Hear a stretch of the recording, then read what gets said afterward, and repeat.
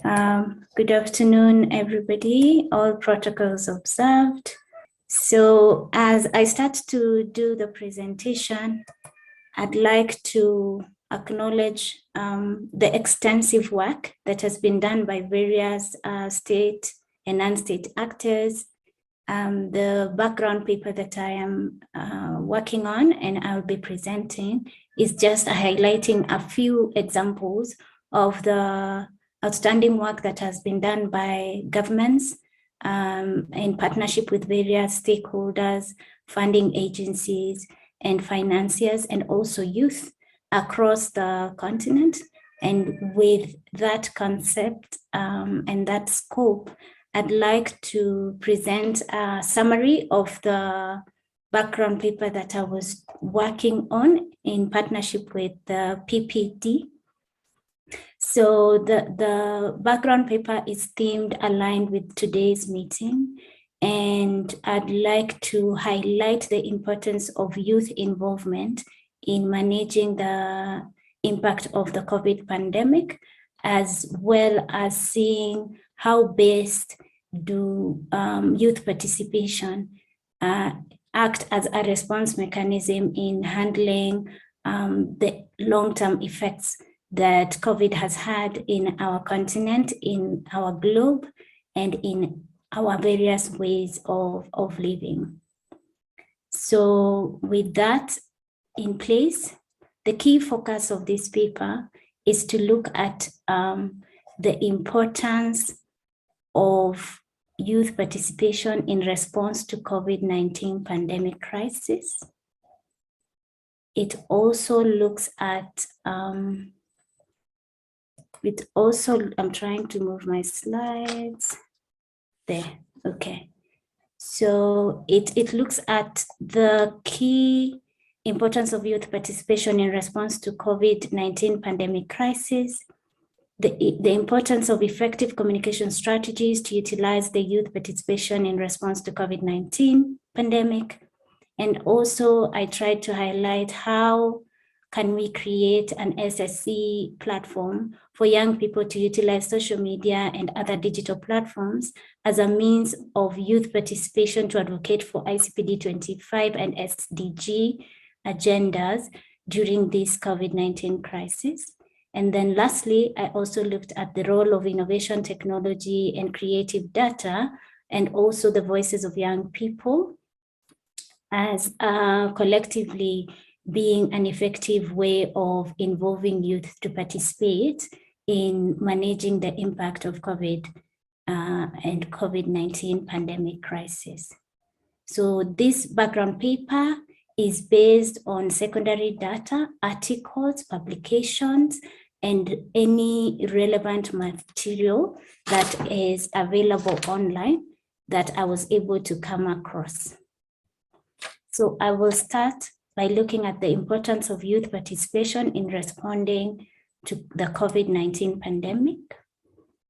And here I look at the demand during the COVID pandemic season when it broke out, and even right now where we are, in some countries we are post-COVID, we have a new variant ongoing. There's a demand for global solutions that comprise inclusive and innovative solutions around policy, as well as intergenerational solidarity. And this is highly being pushed by the United Nations in their paper in 2020, where they were highlighting the importance of having young people in society, particularly the vulnerable ones who are highly affected by the pandemic. And they were looking at the risks that have been experienced. And these are in areas of employment, the disposable income for families went down, the education and the mental health of those affected, the families affected, and holistically just seeing how best or how is the well-being of those in the community. And then highlighting why it is important to have youth as to have youth and engage youth in responding to the crisis that we are facing.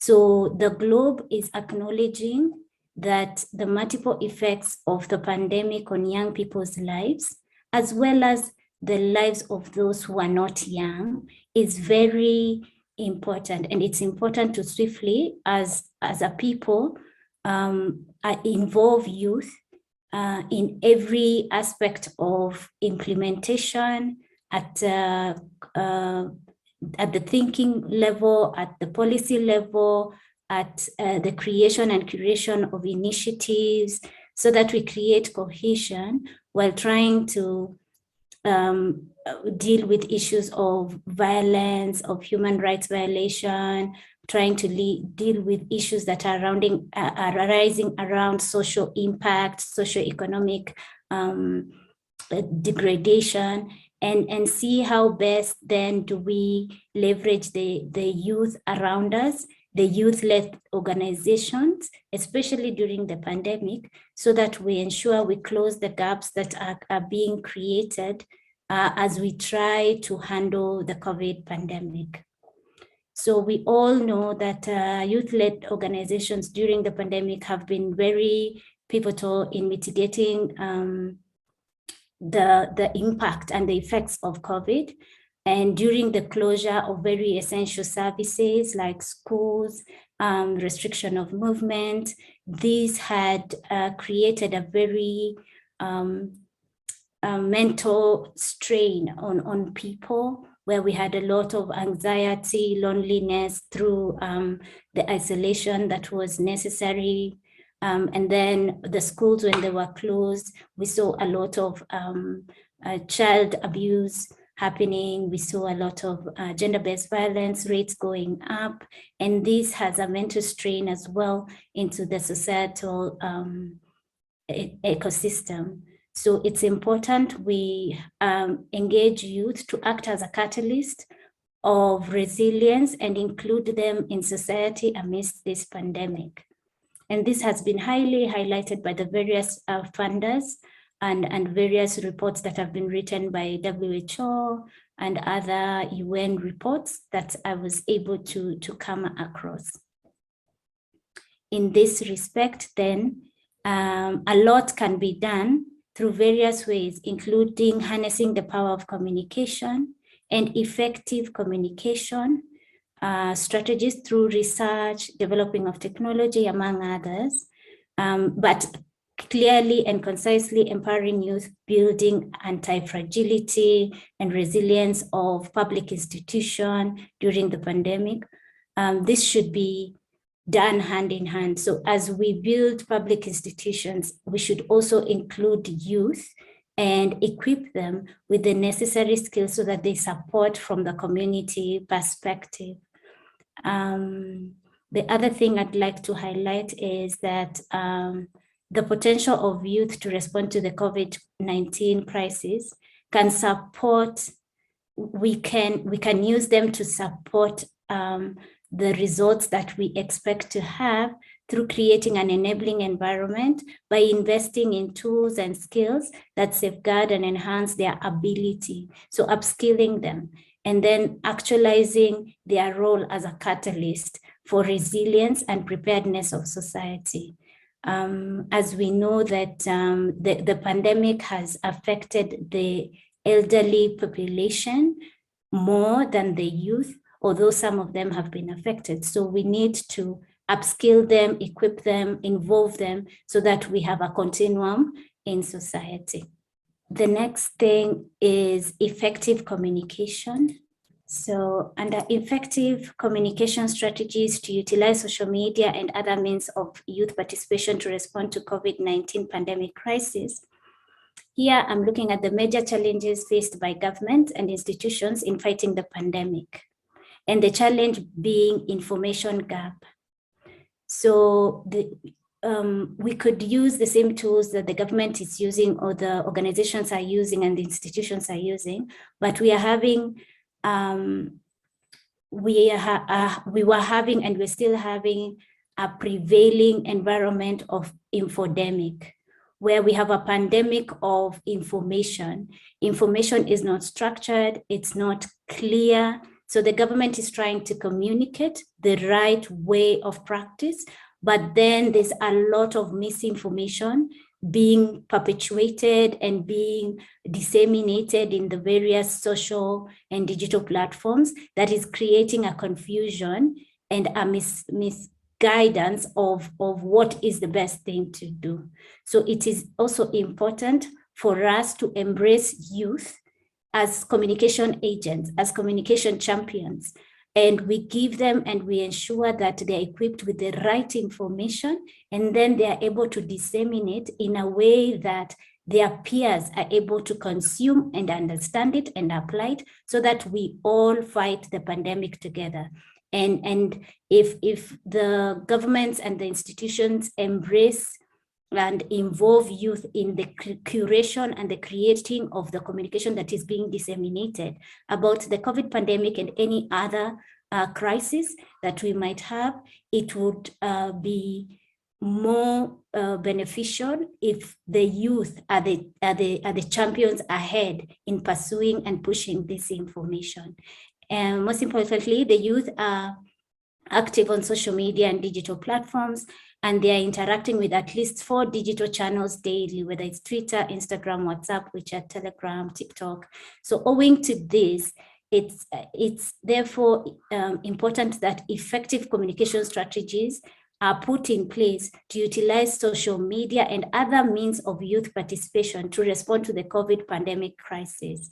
And to begin with, youth, adolescents should be educated, become well-versed with what is the right COVID information, and then they should be able to navigate the digital space safely, make informed decisions, inform others, educate others on how best they can protect their health, their families and communities, push for vaccination, encourage the community to champion better practices of disposal of masks and all these other safety things that we are using.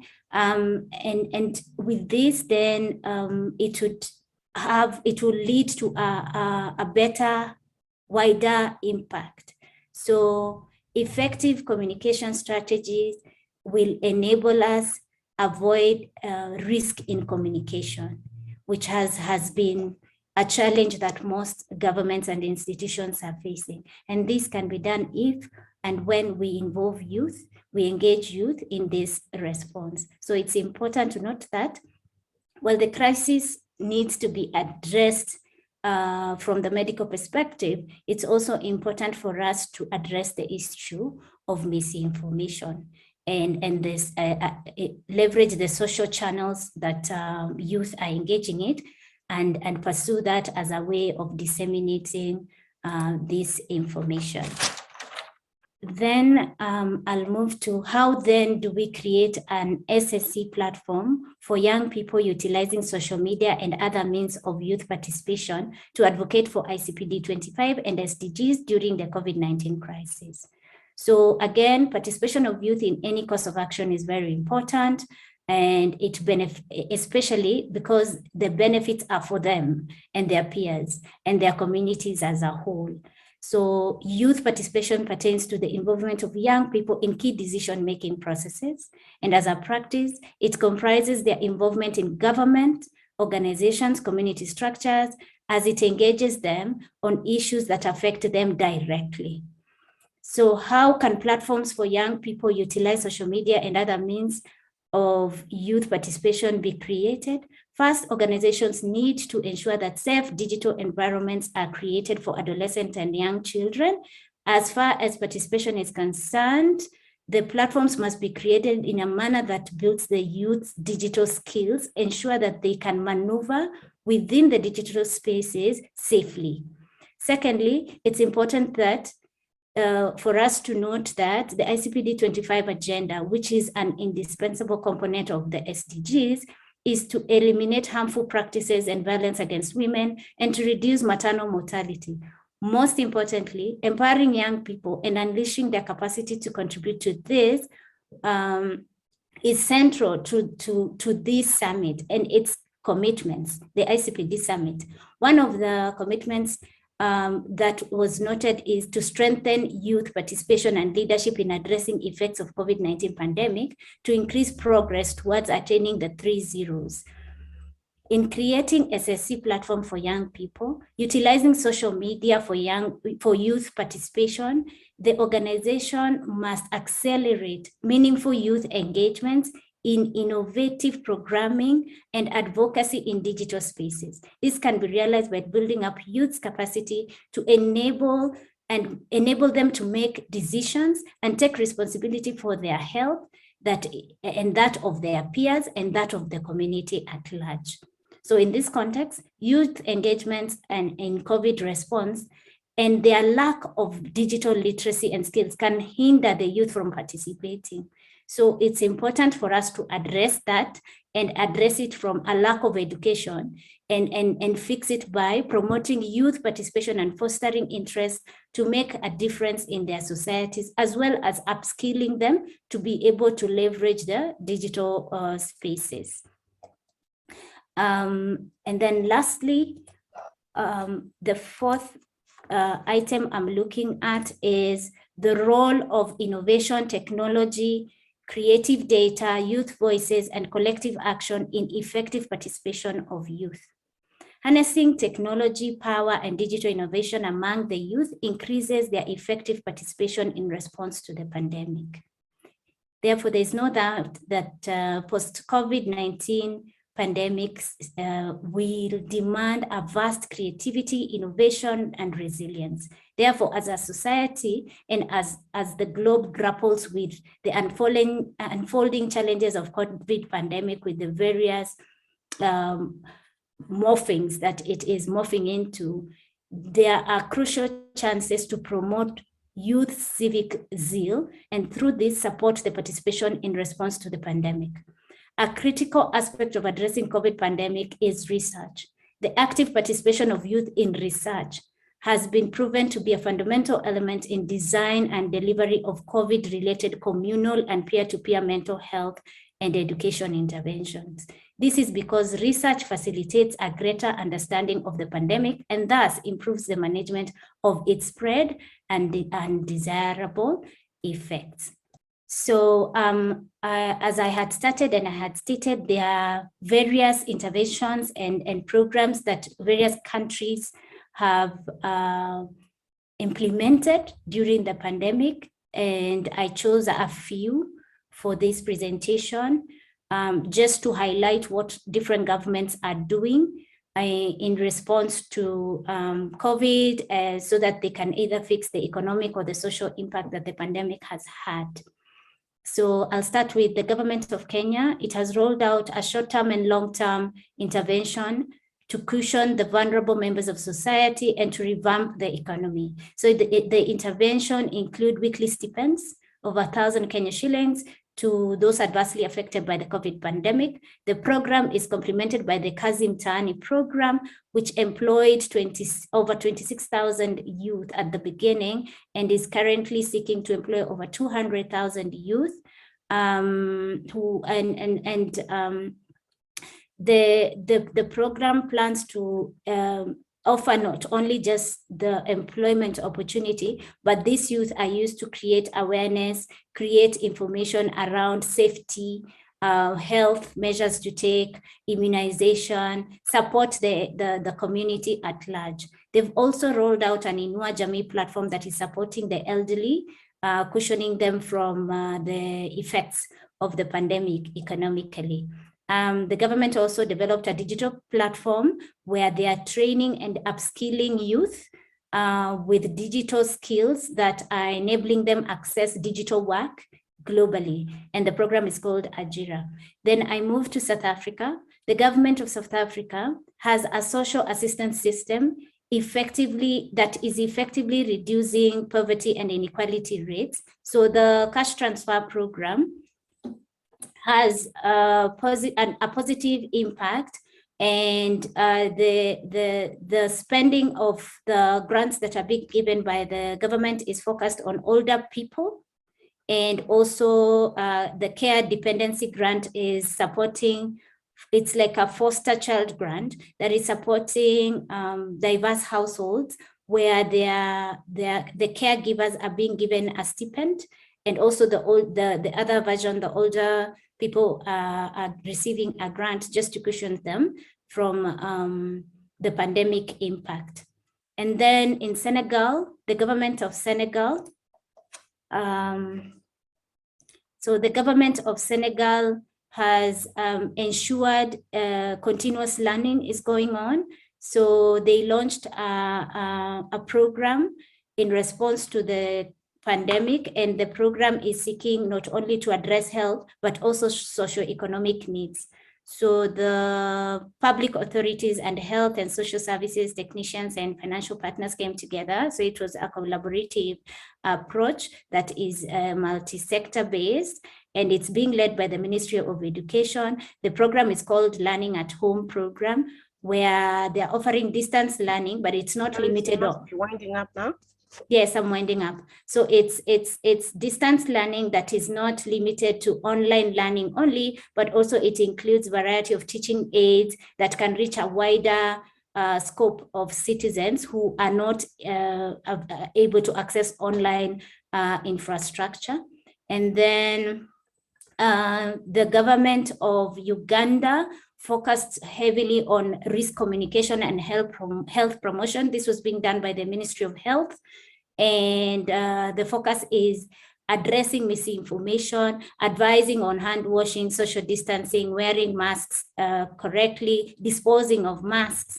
And this has really tried to curb the effects of the pandemic. Then the government of Bangladesh, through financing from various partners, launched the Quality Learning for All program, QLEAP.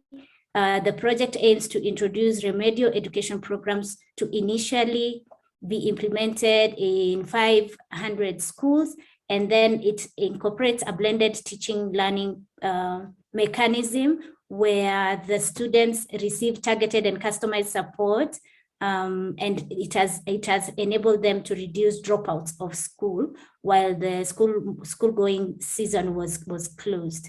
And then in Egypt, there's a social protection program that was launched by the government, and the program is a Takaful and Karama program, which has an element of cash transfer, which is fixing the economic empowerment aspect, as well as the program is combating violence against women. So the government has launched a toll-free line, an online platform that is offering psychosocial support, legal support, and helping the survivors of GBV to seek legal discourse. And then the government of Colombia has also notably launched a program that is supporting its people through cash disbursements, and also households that are most vulnerable, mitigating the impact of COVID. And then there are various other non-state initiatives that have been done by youth across the globe. I will not go into that because of time. And at this point, I'd just want to highlight a few recommendations before I conclude. And my recommendations from this study are, one, in health, we need to pay attention to the health protocols being shared by WHO across. And then in terms of sanitation, water, hygiene, we need to involve youth in all these aspects. In terms of educational support, we need to create ways, innovative ways where young people can continue learning with or without the pandemic. And then in terms of protection, we need to ensure that young people in all areas are protected, and legal mechanisms are in place, especially for victims or participants of GBV. Right? And then, sorry? You can pick a few from there.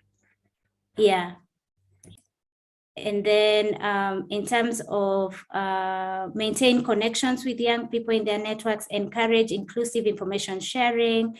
We need to build capacity of young people and young-led organizations. and generate and share data so that we have enough lessons that we could share across. And with that, I'd like to stop there.